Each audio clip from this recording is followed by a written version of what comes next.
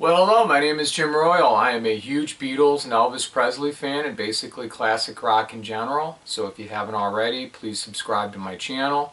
If you could, do a thumbs up at the end of the video. That's always most appreciated.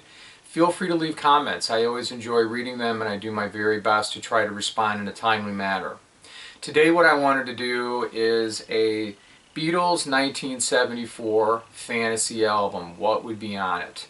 Okay, this is the idea that what if the Beatles still existed as a band? It was time to record a new album, and what tracks are we going to put on it? Okay, so the idea here is we want some rules. We want to make sure that the song was either released in 1974 or recorded in 1974 by one of the solo Beatles.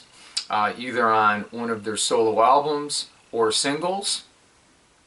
And the other thing is we also want to make sure that it sounds like it could possibly have been on a Beatle album. There are sometimes songs that doesn't sound like, yeah, there's no way.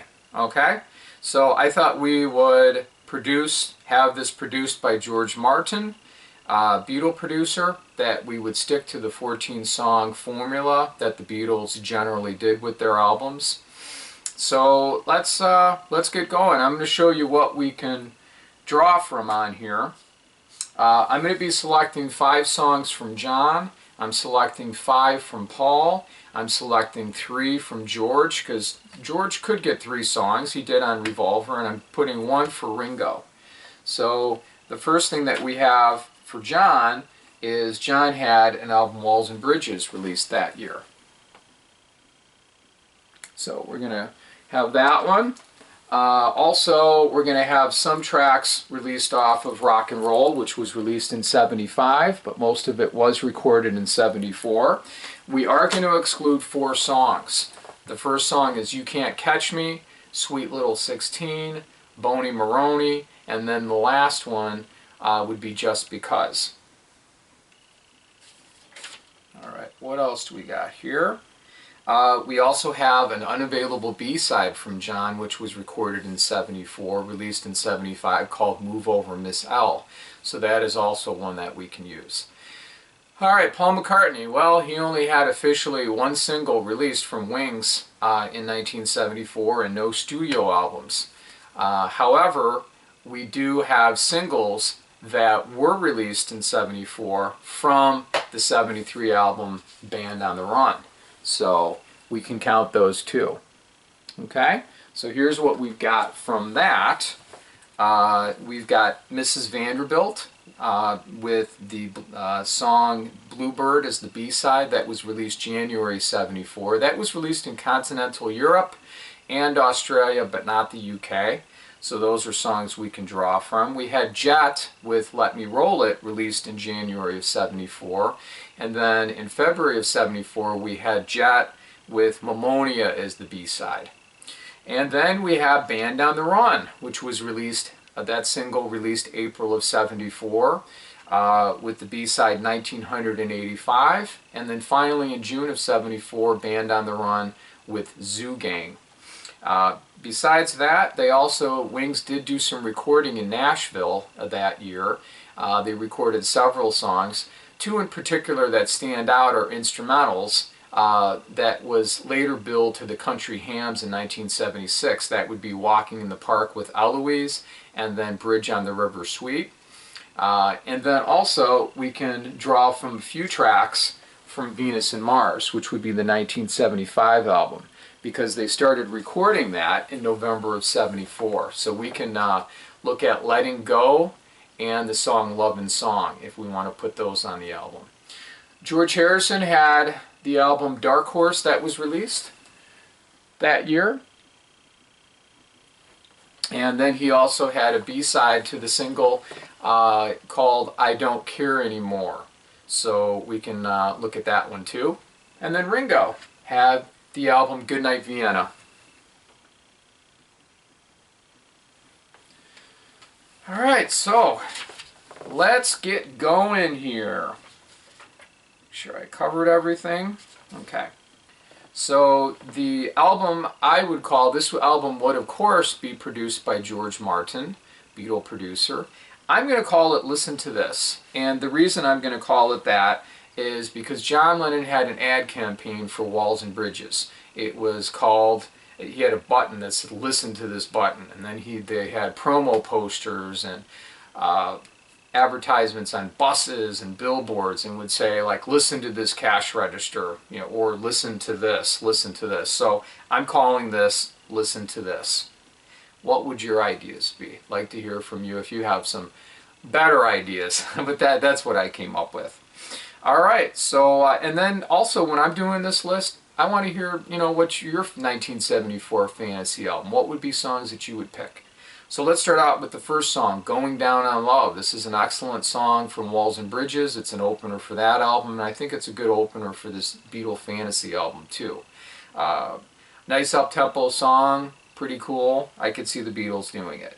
Next song is called Junior's Farm. This is the top 5 single. I think it was number 3 here in the States on Billboard. And I kind of, for Wings, and I kind of think of this as Son of Get Back. It sounds a little kind of like a Get Back type song.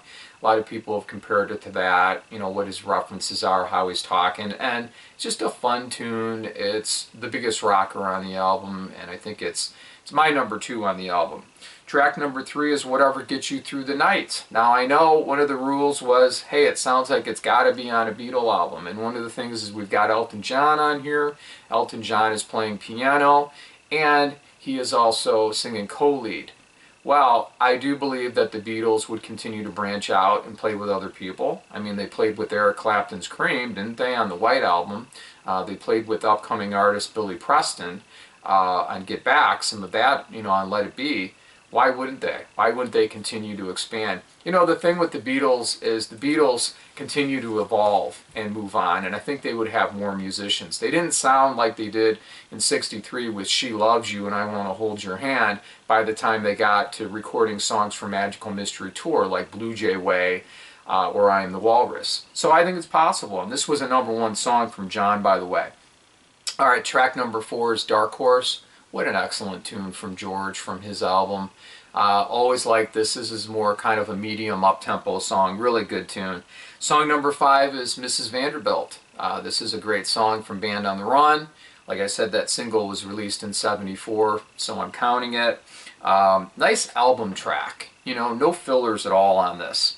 Song number 6 is when we introduce Ringo. It's all down to Goodnight Vienna. This is a song that John Lennon wrote for Ringo. He also plays piano on it. He sings some backing vocals, and he is the countin'. When you hear the first voice counting and starting the song, that's John Lennon. So yeah, you know, they would take care of Ringo. Song number 7, and this would conclude the first side, Steel and Glass. This is another nice song from Walls and Bridges from John. I would say this is kind of a son of How Do You Sleep, though it's not about Paul this time. People say that it could be about their former manager, Alan Klein. So, or maybe a combination of people from what John has said in interviews. All right, so now we're going to side B. So this first side I kind of thought was a little more up-tempo, pretty cool. Side B is going to be a little more mellow. It wasn't intentional at the beginning, but I just thought the way it's sequencing the album and the songs, I thought it worked out. So the first song would be Lovin' Song. This is one of those songs that were recorded during those November '74 sessions for Venus and Mars for Wings. It's a nice song. Maybe you might not be too familiar with it. I would encourage you to check out Venus and Mars. It's a nice love song, kind of a slower one, nice acoustic. Alright, so then song number 9, we're going with Number 9 Dream from John Lennon and Walls and Bridges. This actually got up to number 9 on the charts. You have May Pang saying John. Yeah, I don't know, but at the same time, you know, the question would be, you know, Yoko was on, the White Album, you know, Buffalo Bills, so why not? You know, so that's mine. It's a nice love song, nice progression for the Beatles. Like I know they would continue to evolve as a band. All right, I'm going for song number 10, Simply Shady. This one is pretty cool. George from Dark Horse, he even mentioned Sexy Sadie on there in one of the lyrics. The guitar work is excellent. It's such an underrated tune. What a really good tune. Really like it a lot. All right, now we got some country. with Sally G. This was recorded in Nashville by Wings, and it's the B-side to Junior's Farm. You know, Beatles had Rocky Raccoon on the White Album, and I don't see why they wouldn't maybe record another country song. So here we go with that. Song number 12 is So Sad. George song from Dark Horse. This features Ringo on drums, another good tune. Song number 13 is Bless You. Wow, what a nice love song from John from Walls and Bridges. Just excellent. Really love that one a lot. And then finally, 1985. A lot of synthesizer and futuristic sounds. But like I said, the Beatles would continue to move and be ahead of the crowd, in my opinion.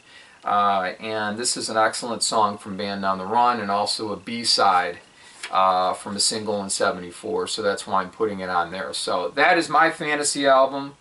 What would your fantasy album be? You know, what picks do you have? Feel free to leave the comments, and I hope you enjoyed my video. You take care, okay? All right, bye.